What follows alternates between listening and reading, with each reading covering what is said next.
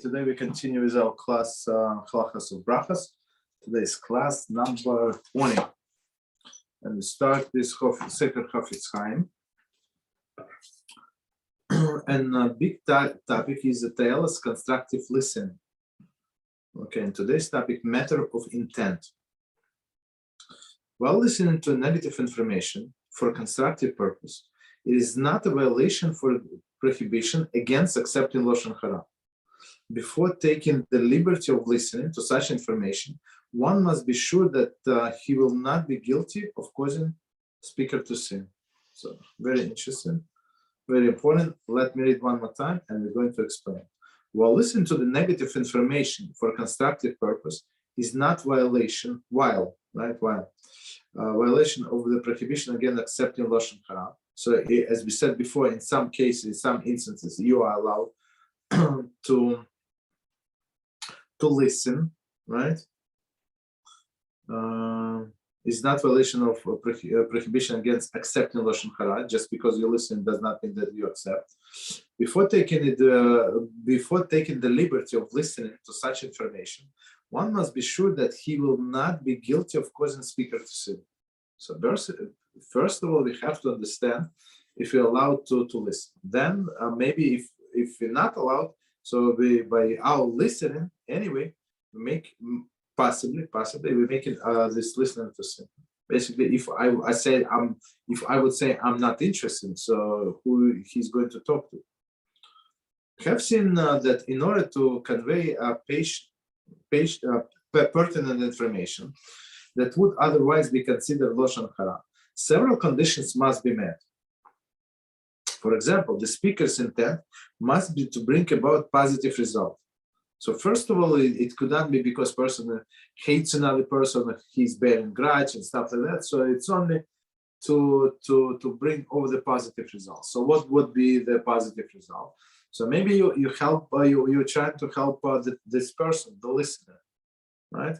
Possible, the speaker, or another possible scenario would be that you're trying to protect other people from harm based on the information that you're being presented. Okay, so that's a positive result. If the speaker does not have constructive intent, this speaker, he basically has no right to talk about it. His words are Lashon Hara, despite the fact the information is important for the listener to hear. So if he is saying this only to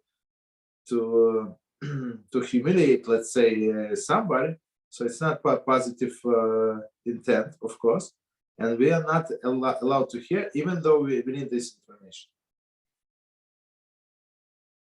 In such a case, being a listener would be transgression of before the blind person do not place stumbling block.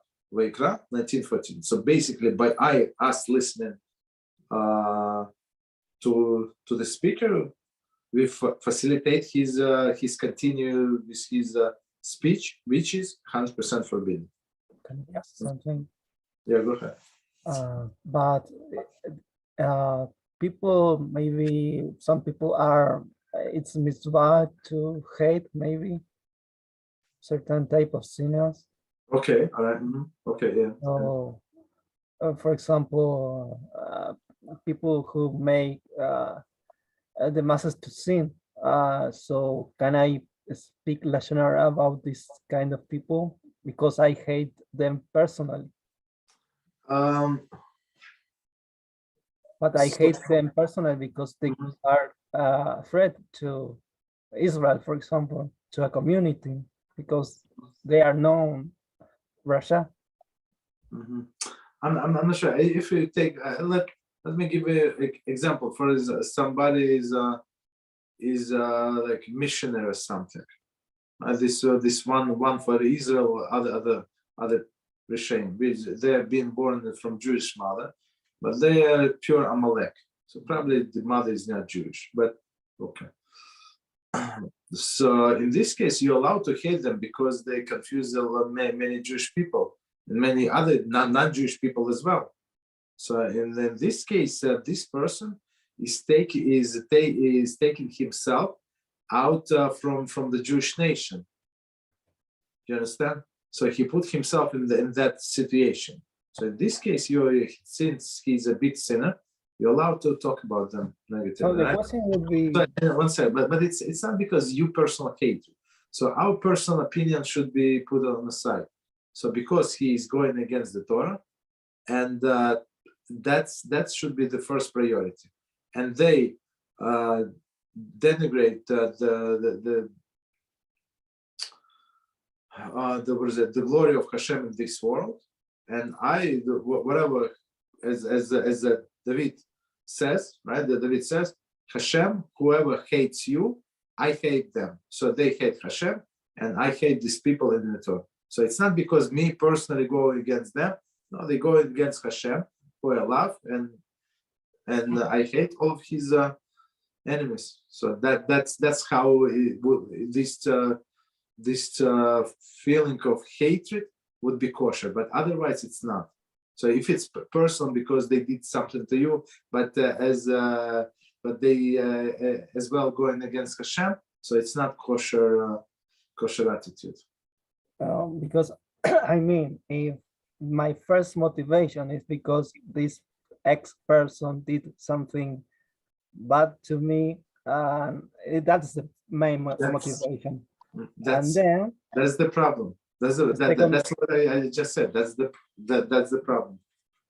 So in that case, if my motivation is first, it also includes that this person is Mahdi Arabi, but my first motivation is not that. But the second condition, you see, when you say it, it's a second condition. So the way I say it, it's not about me. It's about the glory of Hashem being the Shekhinah being humiliated, whatever they say, they mocking Hashem, right? And I hate them because they mock my Creator. So and then okay, so if you feeling as secondary, then yes, but if you feeling primary, that's the problem. So in the end, are you allowed to talk permissible lashon hara about someone who is Mahdi Arabim, but also it's not considered to be lashon hara to begin with. Yes, but I ask because also I have another motivation because this person in particular made something bad to me. Okay, so okay. If honor of Hashem comes first before your honor, then there is no problem. Let's put it this way. And if in the inverse, how would it be? In inverse is a problem. Is a big problem. So we have one of the 613 mitzvahs. We're not allowed to keep grudge and take revenge. Take a revenge. You understand? So before that, when this person insulted you, you don't have the opportunity. Now we have opportunity. You prepare, and then now you're taking revenge. And by the way, he also goes against Hashem. That's the problem. Yes, I am talking exactly about that. How will you fix that issue? So first, because he goes against Hashem, period. My feelings are irrelevant here. You understand? So is there any specific way to turn this not so kosher lashon hara into a exactly. So it's in your mind, your approach. So you say, I'm nothing, I'm servant of Hashem. So this guy or this lady, they insulted my master. That's it. So that's I'm not in the picture. I'm nothing. You understand? So and then you go fight all out war for Hashem, for his glory, for his honor. And that's a kosher fight. But otherwise it's not kosher fight. It's your arrogance, your ego is talking. You understand? So they offended me, and now I'm going to offend I'm going to crush him, and guess what? And by the way, he goes against Hashem also. So that's not a kosher way. And is anywhere talk about when speaking to, for example, to your rabbi about X person, permissible lashon hara, is there any rule that requires you to first approach, not to say the name? See, many times the name is irrelevant. So you for example, you tell me that his name is George. Okay, but if his name would be Stephen, it would make any difference. So basically, many times the names are irrelevant. I still, the rabbi does not know who you're talking about, right? And many times, maybe you made a mistake. I'm not talking about you, but the person. Maybe he made a mistake, and now he speaks about that person. So he could have asked just general question. You understand? So if you ask the general, if you ask specific person, a question about specific person, let's say, right? So then this rabbi would have in his mind the specific name. Let's say he knows that person. Did it change the answer? Maybe yes, maybe no. You understand? So it depends on the situation if this name is relevant. So if it's a famous person or there's the person that he does know, so maybe it give him it's going to be give a rabbi more information to decide how to resolve this information. That's a different story. But otherwise, don't provide extra information specific. I mean, about names or identification of this person. If it's not, that does not have anything to do with the case at hand. You understand? So basically, many times a rabbi is allowed to hear negative speech. Many times. You understand? But he has to be selective. Is it for constructive purpose? Constructive purpose would be like if we can help somebody. If you cannot help this person, I mean, why I'm listening. I ask this because I always think, in my opinion, that maybe it's better the first approach when speaking permissible lashon hara, for example, to your rabbi, is to not say any names. Exactly. Yes, but if not Exactly. say, because it's like even though it's permissible lashon hara, it's like I feel not very comfortable saying the name of the person. Okay, that's as I just said, many times this name is irrelevant. Does not make any difference to me. What he's Steve or he's George. Okay. Okay, continue. Okay. If one is privately doing business with someone, and then by coincidence a friend begins speaking lashon hara about that very individual, one is required to interrupt him and walk away. Okay. Since the speaker is unaware that the listener is doing business with that person, the speaker is talking lashon hara must be stopped. After interrupting him, one may tell him that the information he had begun to relate may be important to the listener, and that he may continue speaking, provided that he can honestly relate it for constructive purpose only. Okay, so let's read it one more time and explain. It's very interesting twist in this story. Very interesting. So one more time. If one is privately doing business with someone else, and then by coincidence a friend begins speaking lashon hara about that very individual, one is required to interrupt the person, to interrupt him or walk away. So basically, if you have a business, I don't know, maybe he's one of my clients, whatever I'm doing, he's one more client. And now my friend is to start talking bad about this client. So he does not know that he's my client. It's an individual that lives in a neighborhood, let's say, right? So if he would know that he's my client, then it is maybe for constructive purpose, maybe, right?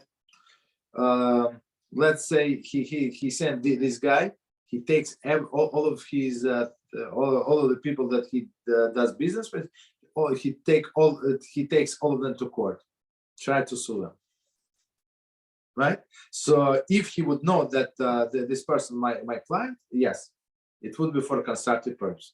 Now he does not know. So I mean, what is the connection between me and that person who the speaker is talking about? There is no connection. So in this case, Chofetz Chaim said it is Lashon Hara. You have to interrupt it, stop him basically, or walk away.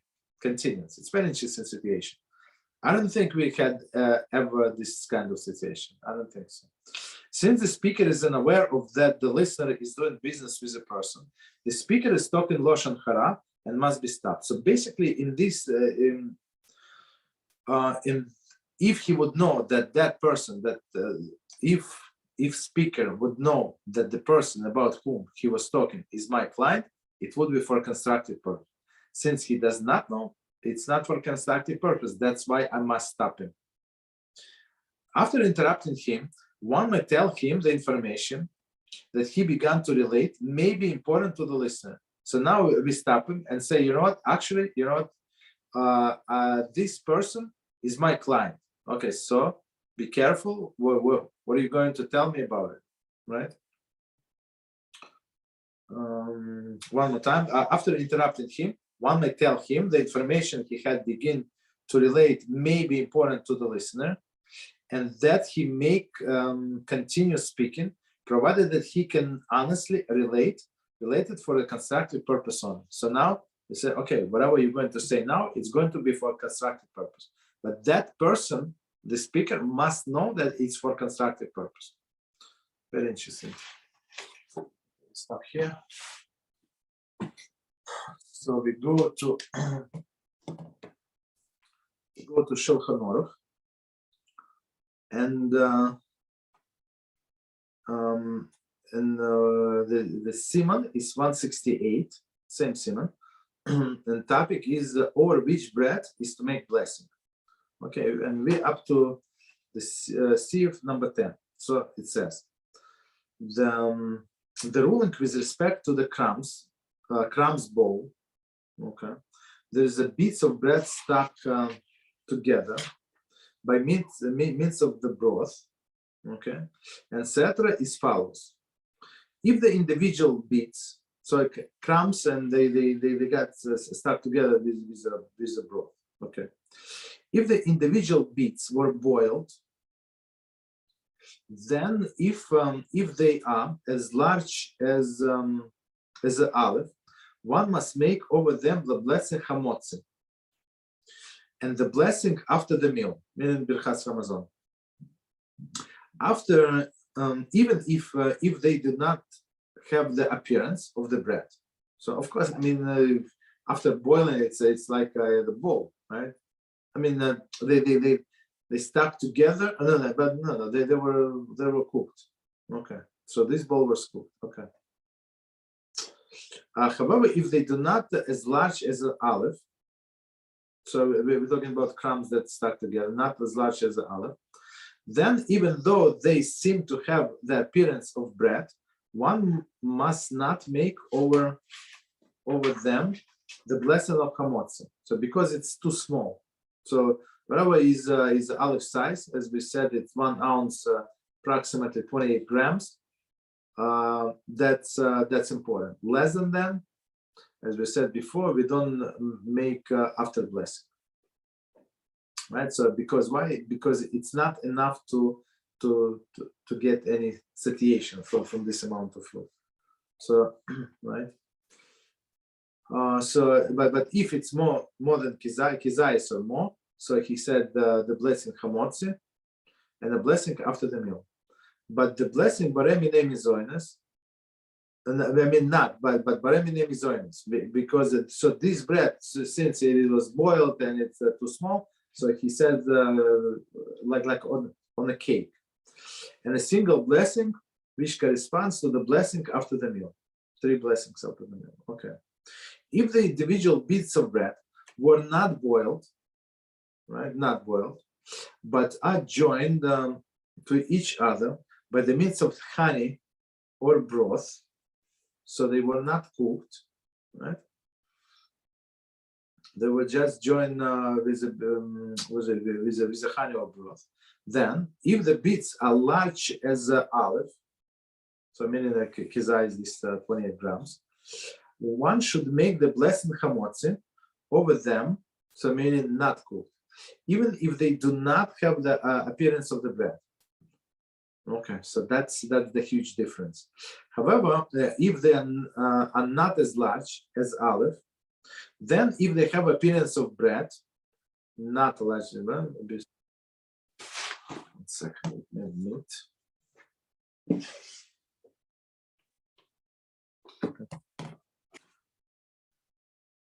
So one more time. However, if they are not as large as an olive, then if they have the appearance of the bread, there is if it is evident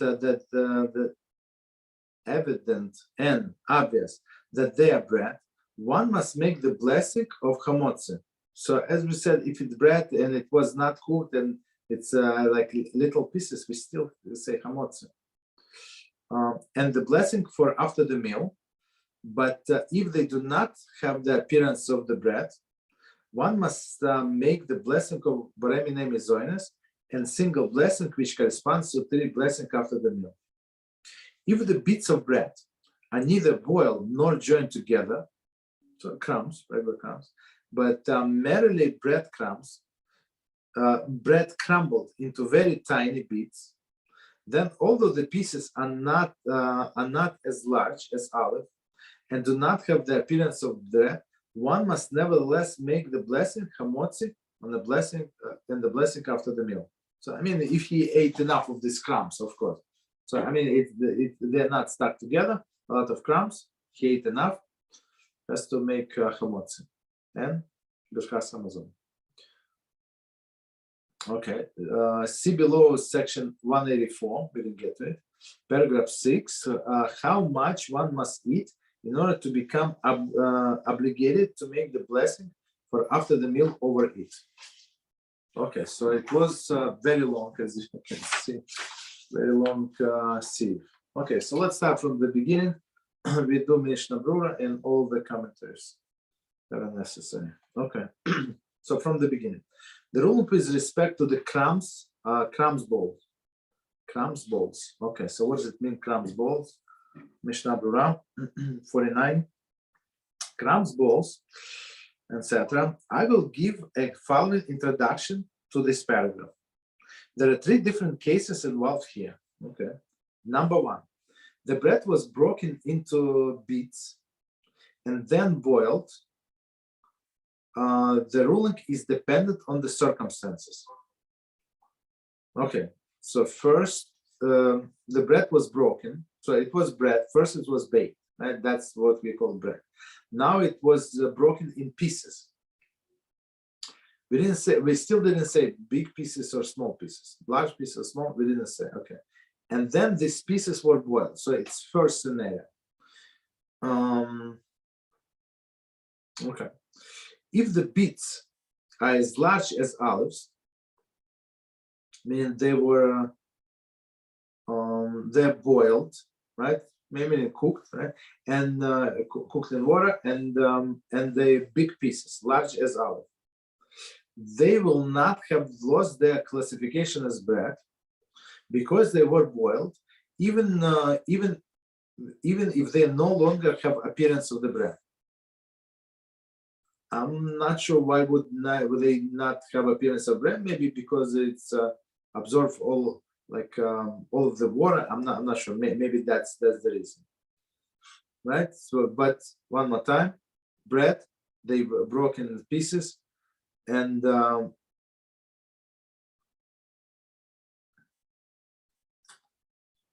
one more time, if the bits are as large as olive, so being kizais, they will not have lost their classification of bread because they were boiled, even if they no longer have the appearance of the bread. So basically, they don't appear as a bread, don't look like a bread, but because of the size, the size in this case makes the difference, even though they don't look as a bread.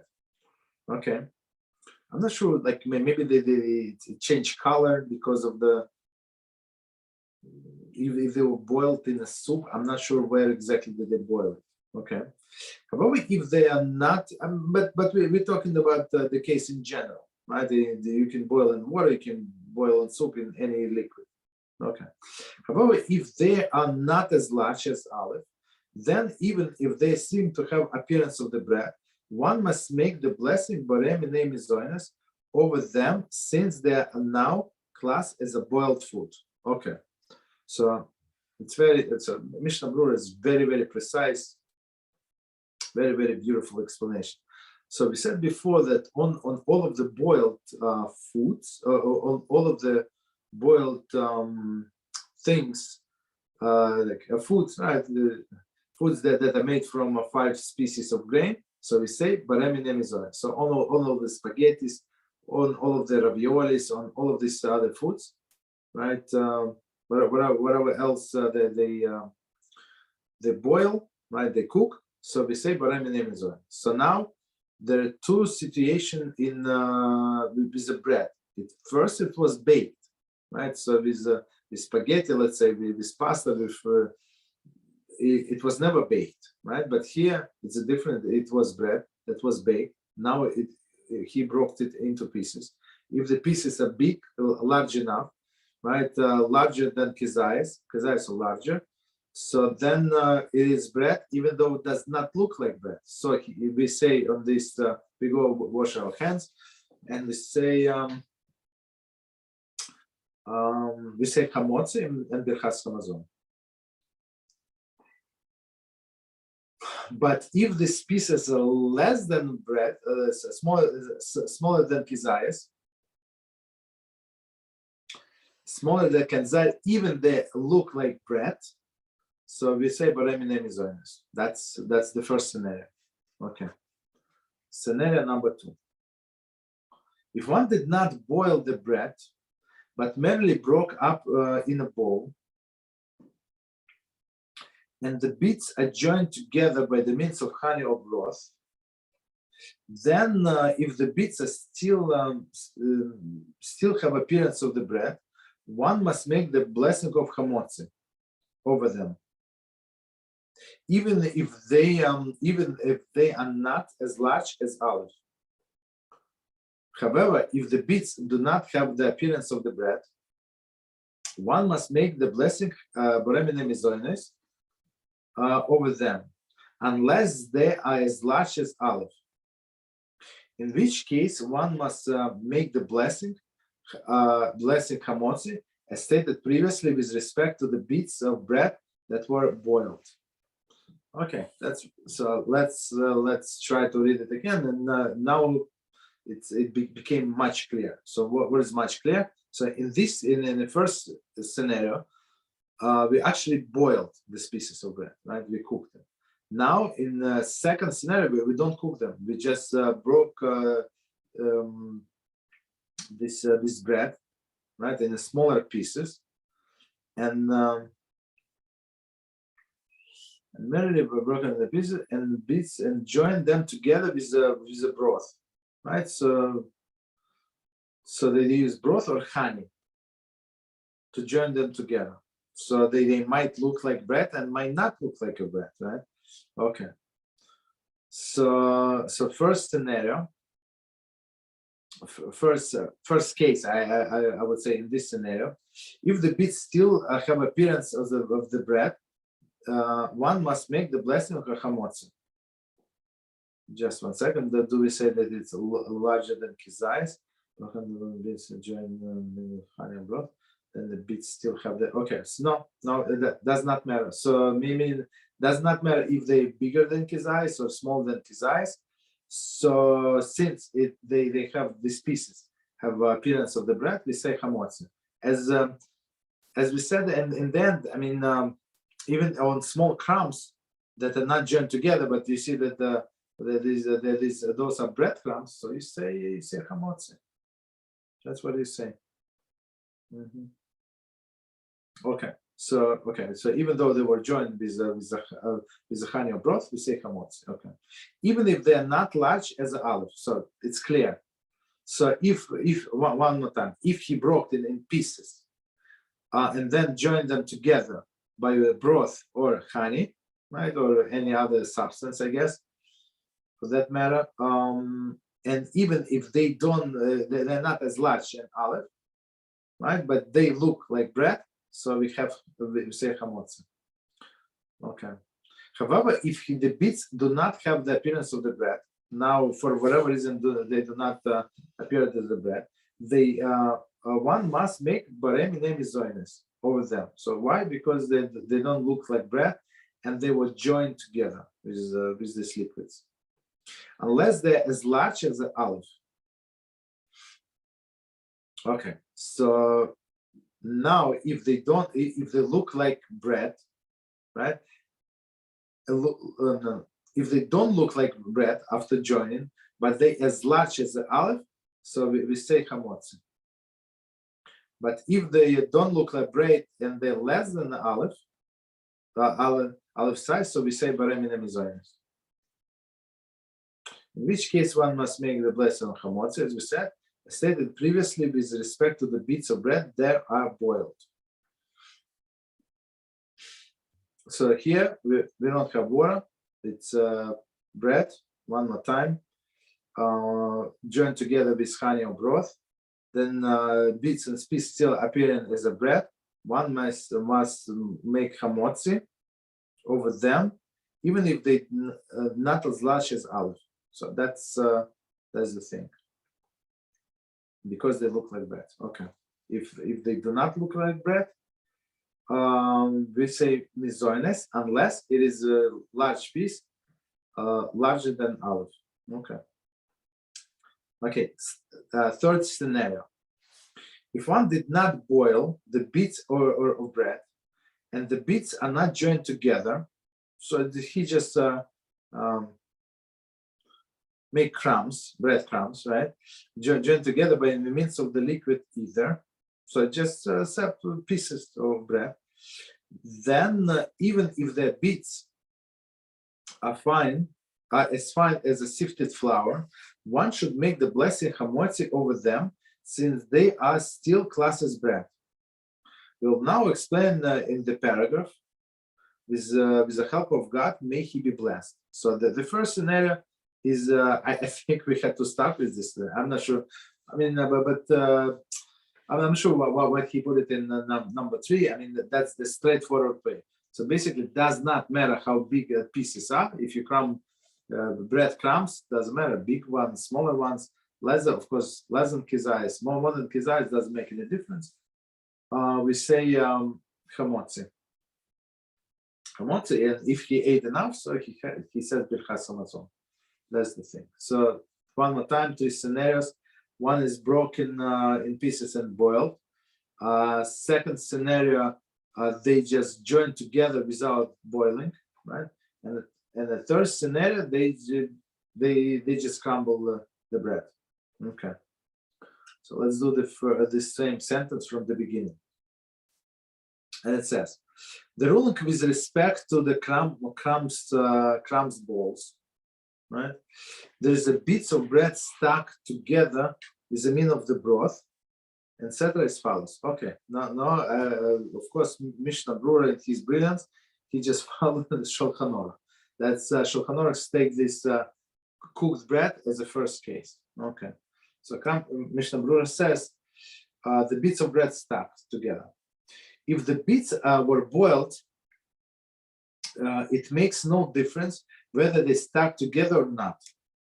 If they were boiled, the Shulchan Aruch only finds it necessary to speak of the bits of bread that are stuck together because the second case discussed, which refers to the bits of bread they were not boiled, meaning they were not boiled, but they were stuck together with broth or honey. Okay, so one more time the whole sentence of Shulchan Aruch. The rule with respect to the crumbs balls, there is the bits of bread stuck together by the means of broth is as follows. Okay, so stuck together is commentary. The same ruling applies if the bits of bread were merely soaked in broth, okay, for a long time, until the water became white because of this. In such a case, they also have the same ruling as bits that were stuck together, as stated below in paragraph 11. They stuck together while boiling. So one more time, this Mishneh Berurah will try to explain. The same ruling applies if the bits of bread were merely soaked in broth. Okay, merely soaked in broth. I mean, meaning that they were not cooked together, but merely soaked, okay, for a long time, until the water became white because of this. In such a case, they also have the same ruling as the bits that stuck together, as stated below. Okay, so basically, in some cases, so they didn't have to boil; they just soaked in water for a longer time, and until, as they say, until the water changed the color. To make they took the color from the flour, I guess. Okay, so 1 second, let me see. What time is it? Okay, so we have time. Continue. If the individual bits are boiled, then if they are large as olive, one must make over them the blessing hamotzi and the blessing after the meal. Okay, so let's stop here and try to understand. If the individual bits boiled, then if they're large as olive, one must make over them hamotzi. So okay, so he boiled pieces of bread. If it's more than olive, 28 grams. So he says hamotzi. Okay. So Mishneh Berurah comments on individual pieces were boiled. That is, if one puts the bread in the first utensil while it was standing on the fire, or in any rate when it was when its contents still had a temperature of Yatzel bowl, so hot that the hand recoils on touching. So basically, here's it's very interesting. That's exactly what we learn on Monday. You see how it's all interconnected. So that's definition of cooking.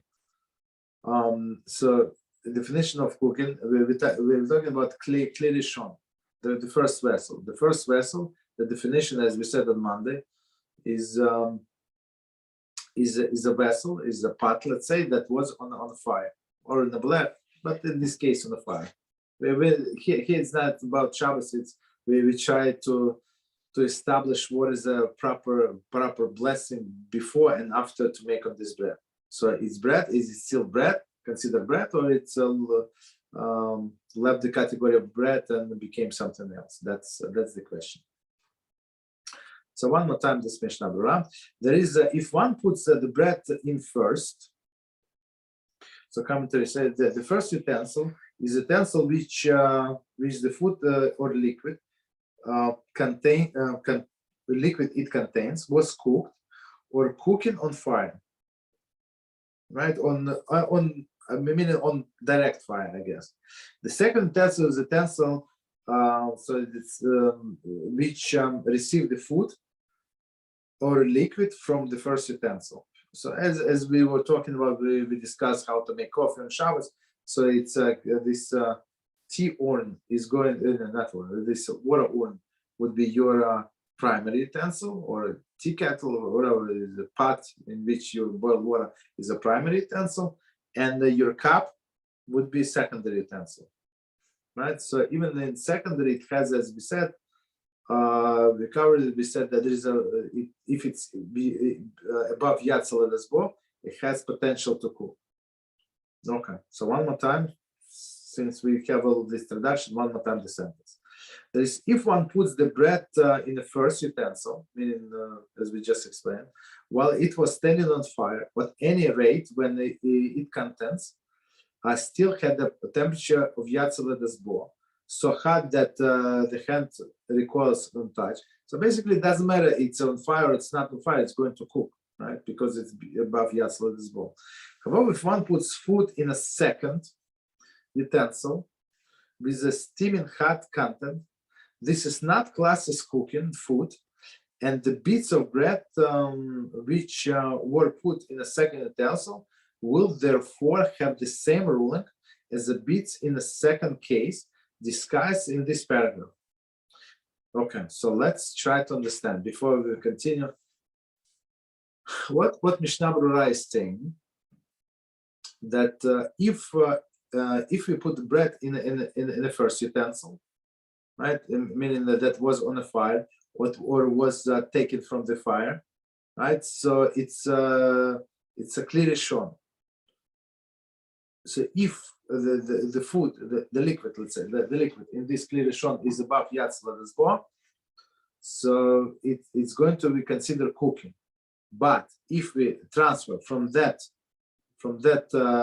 vessel to a secondary vessel, so so Mishneh Berurah is saying, so just so we know for our next Monday class, so Mishneh Berurah is saying that it cannot cook basically. So with a steaming hot content. So he said steaming hot, right? And so this is not classed as cooking the food. Okay.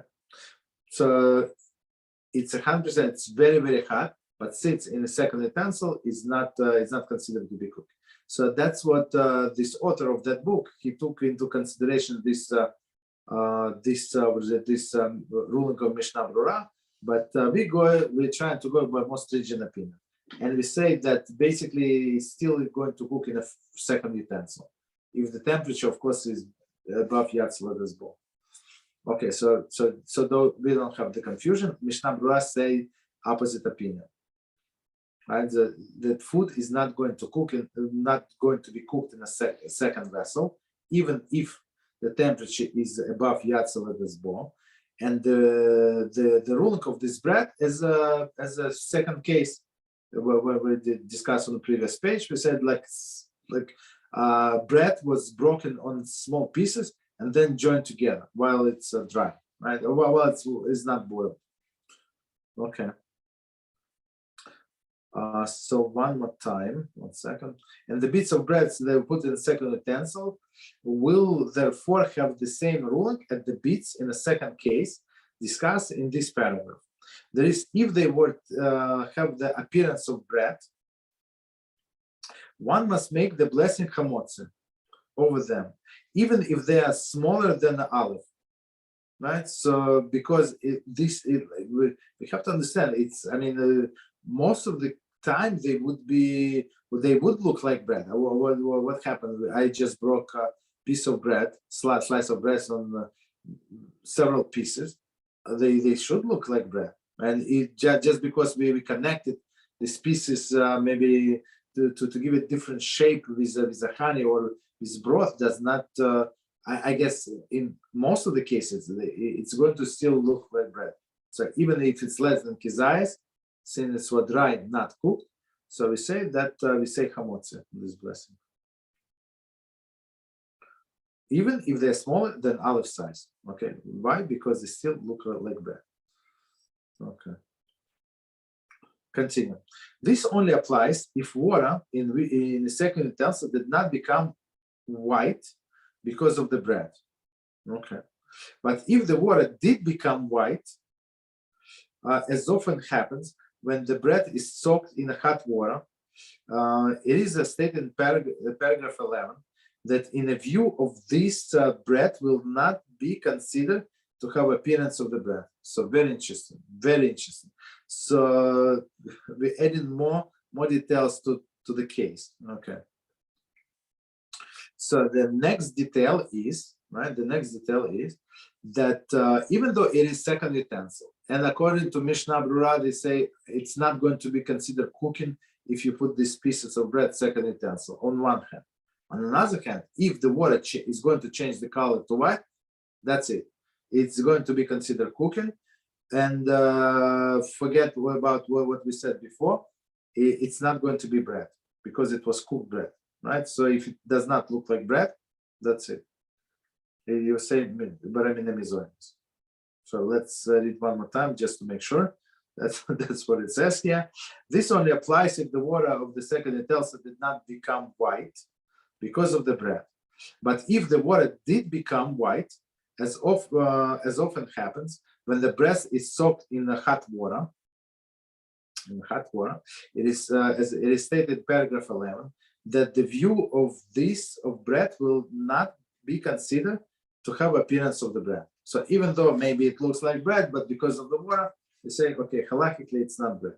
Continue.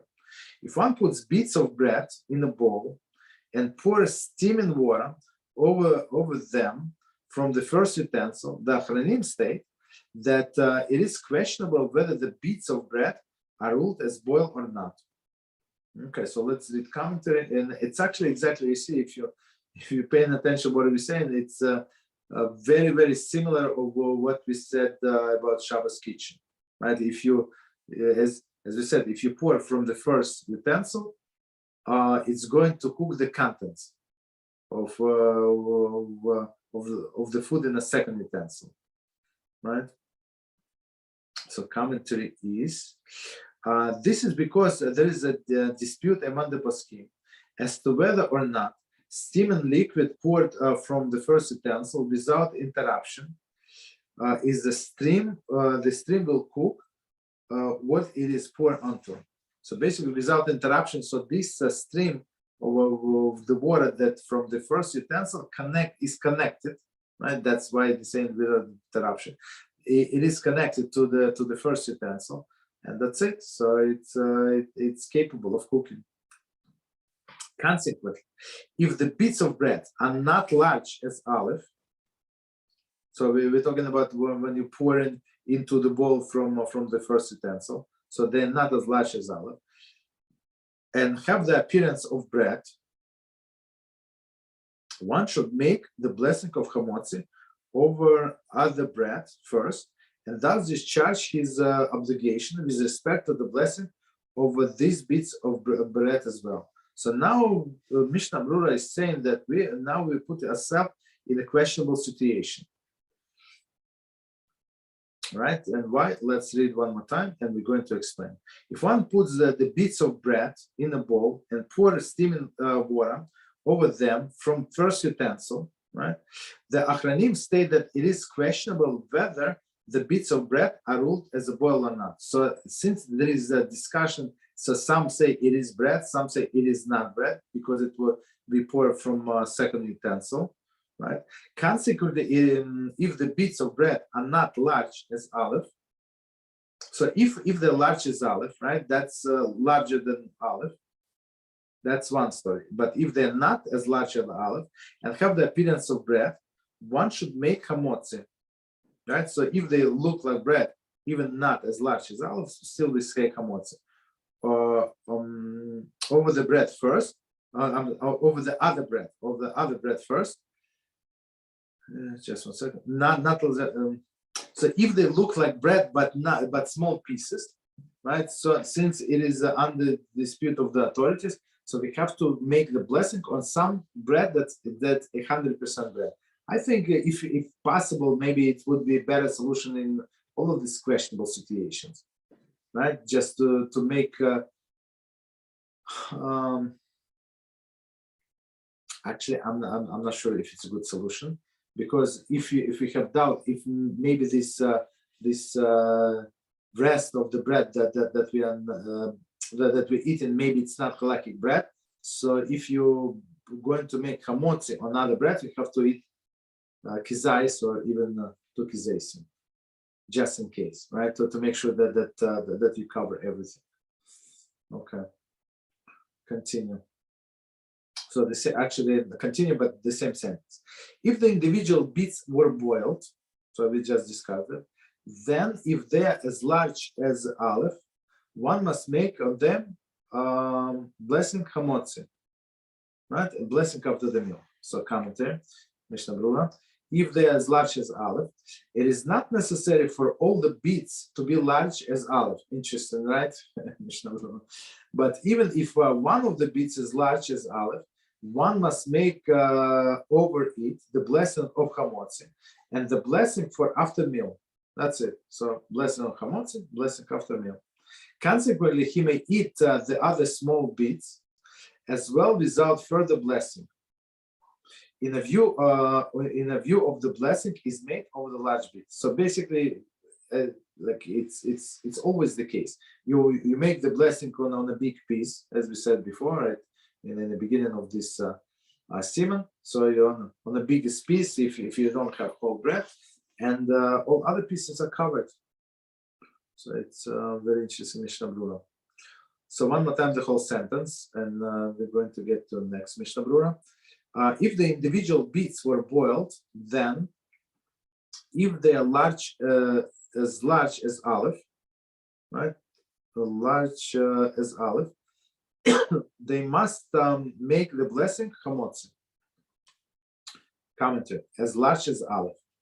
There is the actual bit of bread over which one makes the blessing was large as olive before it was boiled. So it's very interesting observation. So of course, after it absorbed all of the water, it would be bigger. No, before it was boiled, it must have the volume of olive.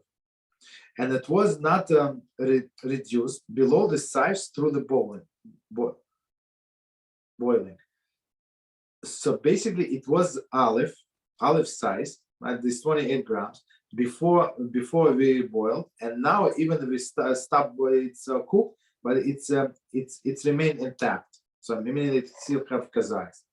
One cannot combine a bit of bread with one bit of bread that are stuck together.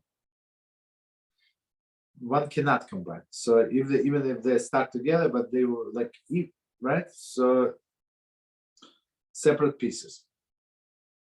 These other bits are stuck together. Okay, continue. And consider it as large as olive because of the bulk that they combine. Okay, so it has to be like a bulk, as we said, of olive before it was cooked. Nor can one take into account the fact that the bit of bread, which did not have the size of olive, expanded because of the liquid, and give it ruling as a bit that is larger than that is large and olive, merely because it's a present age, present size. So I mean, maybe before they cooked, it was smaller size. Now it's absorbed all of the water, it's swelled, and it looks 7 times bigger. So which is not true. Continue. I mean, the whole sentence. Let's read the whole sentence and next Mishneh Berurah. If the individual bits were boiled, then if they are as large as olive,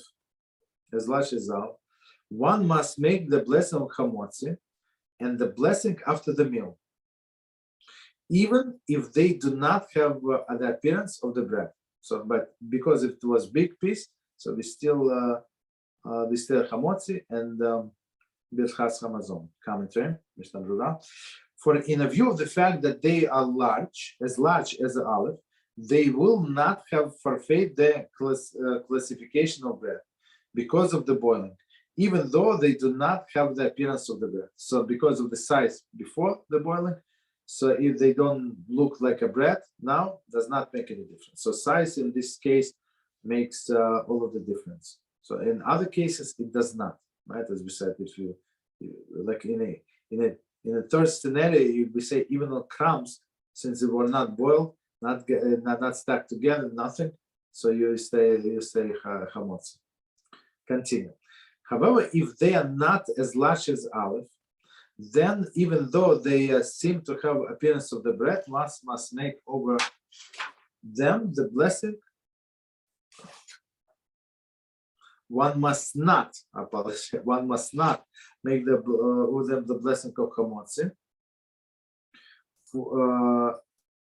and after the meal. Okay, so let's try to understand. So now we're talking about the same case, the boiling pieces, and now they're not as large as olive, smaller pieces, and they still, even though they seem to have appearance of the bread. So commentary Mishneh Berurah. For in a view of the fact that they are boiled, they are not considered to have appearance of the bread. That's it. So if only the only exception, as we said, it's only if it's above kizayis. If one did not boil the bits of bread in a pot, but fried them in a liquid, in a pan, it is implied by Magid Avraham in subparagraph 36 that this does not have the same ruling as boiling. Okay. Therefore, if the bits have appearance of the bread, it is of avail for them to be classed as bread. As a ruling below, as a rule below, with respect to the second case discussed in the paragraph. I apologize. It's a lot of technical details, but that's. I mean, we're going to do just so I know if it's too much. You think it's much for you? We're going to do only this sieve, and we stop. We're not going to go. Only this semen, and we stop. Okay. Very technical, but what can we do? We have to use our brain for something productive, basically. Okay, so it's so one more time what we are talking about. However, if they're not as large as olive, right? Then even though the appearance of the bread, so we don't say chamotzi. Okay, but what Mishneh Berurah says, for the view of the fact that they are boiled, they are not considered to have appearance of the bread. That's clear. Okay. Next, very interesting case that the different case, right, of Mishneh Avraham, right? So he say, not Mishnah, Magen Avraham. Sorry, Magen Avraham. If one did not boil the bits of bread in a pot, but fry them in a liquid, in a pan, as applied by Magid Avraham, right? That this does not have the same ruling as boiling. I mean, maybe he deep fried them in the oil, but it does not say. It says only in liquid, whatever liquid is it, right? So it's not considered to be boiling. Maybe, I'm not sure, maybe in a liquid, but fry them with a liquid. Maybe when we say fry, maybe it's always in oil. I mean, I don't think you can fry with water. Okay. So let's see. Therefore, if the bits have the appearance of the bread, it is avail for them to be classed as bread. So even though, as I understand, so even though if the leads and kizayis, since they were fried in this manner, so we call them bread. As a rule below, with respect to the second case discussed in the paragraph. So the second case, just to remind, just when it was broken in pieces, bread was broken in pieces and then reconnected with a broth or with honey. However, in the opinion of the other Achranim, there is an argument. His argument is not conclusive. Okay. Consequently, it is proper to eat bits of bread that have been fried and have the appearance of the bread only if in the middle of the meal. Right, so meaning don't say chamotzi because not everybody agree on these fried pieces. On the other hand, all this applies only if the bits of bread, are not as large as olive. But if one fried bits of bread that are large as olive, right, then even if they no longer have the appearance of the bread, it is self-understood that one should make the blessing chamotzi over them. This is rule above with respect to the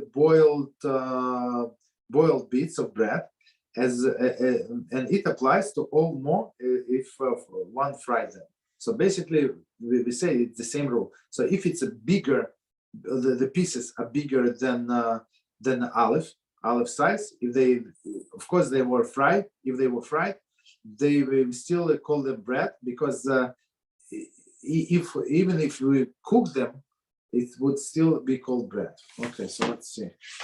Maybe we stop it soon. Okay. And make over this blessing hamotzi. So if it's big pieces, and the blessing after the meal. But if the, right, so no, actually we're talking about smaller pieces. I apologize. Let me go back a little. However, if they are not as large as olive, I apologize. So it's smaller than olive. Then, even though they seem to have the appearance of the bread, one must not make over them the blessing of hamotzi, because they're less than olive, and they were boiled, right? And in this case, even fried, so it's still questionable. But what we say, baremine mizoines, or as on cookies or on spaghetti, right? And the single blessing, which corresponds to the 3 blessings after the meal. So 1 second, checking time. Okay, so let's stop here. Of course, we did not finish the series, but we covered a lot of ground. Okay, go ahead. Any questions? Go ahead. Yeah.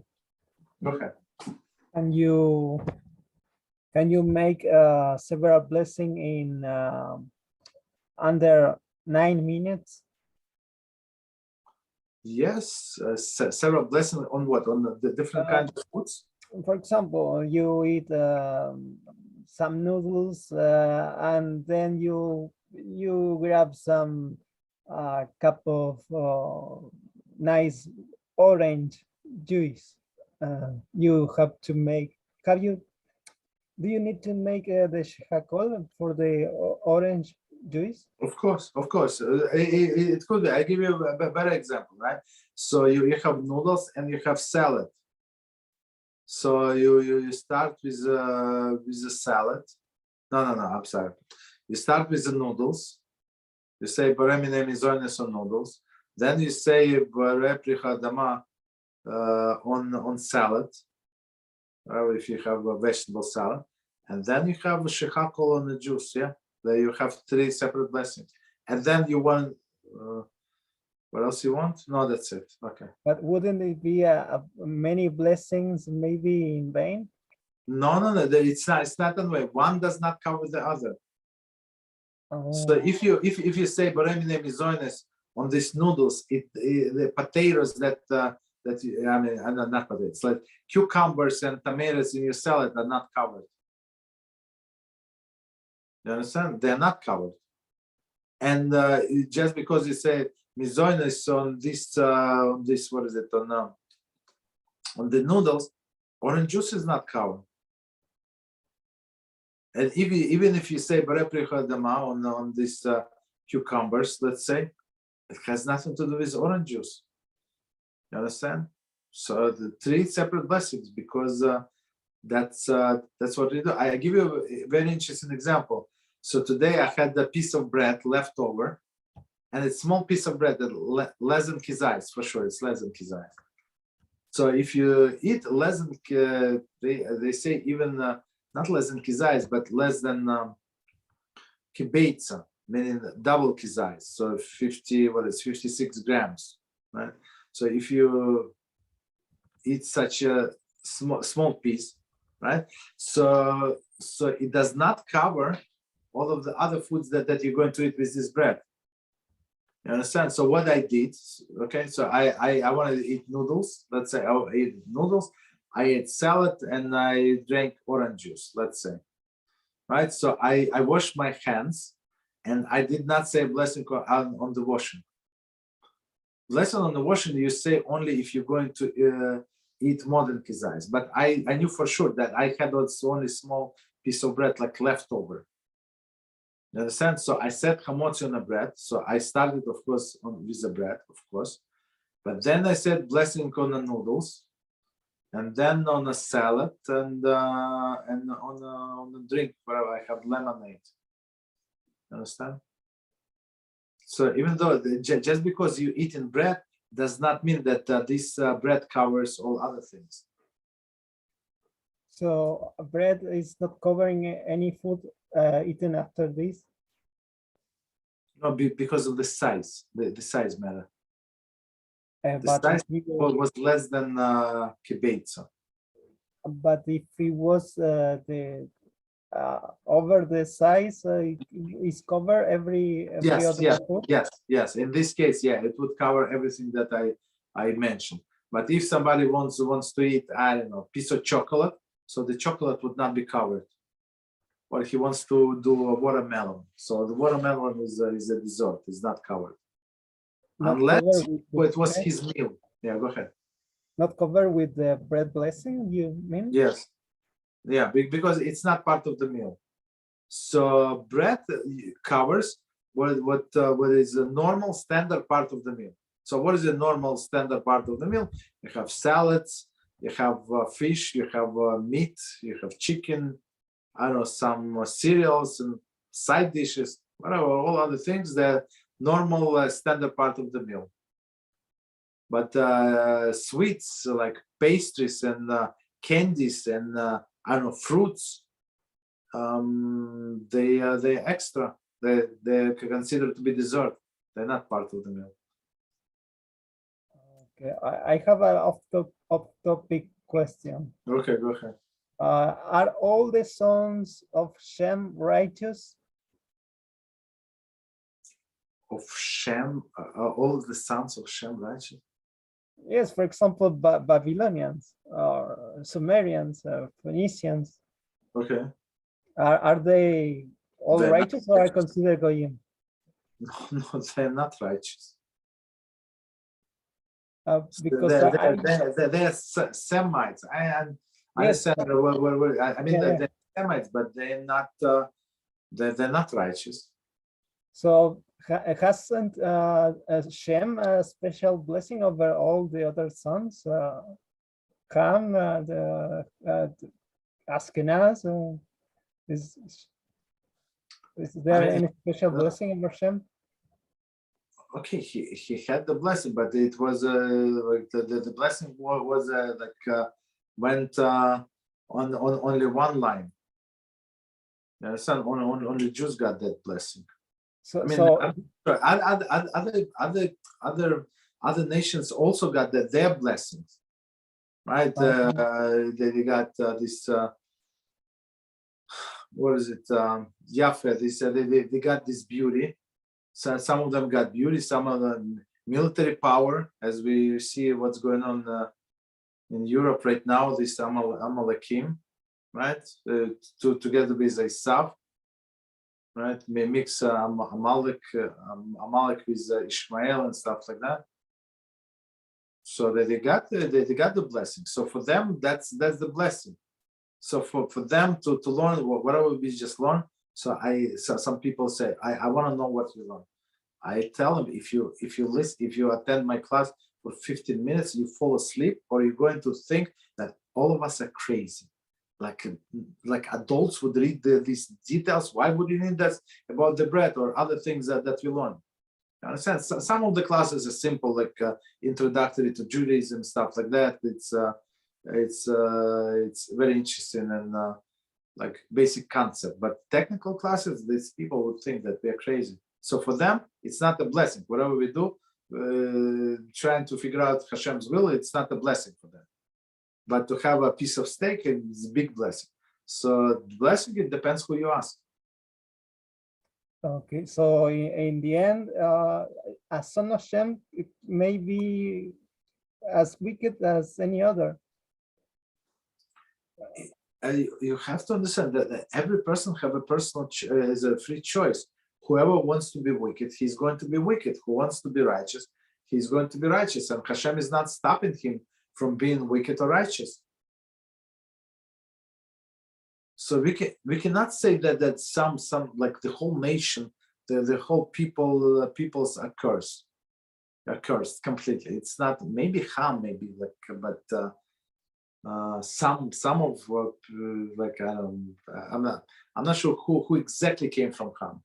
I mean, some people from Africa, but not all of the people. Maybe maybe all the people. I'm not sure. Maybe they have a special, but you see the way they live in Africa is a curse, to say the least.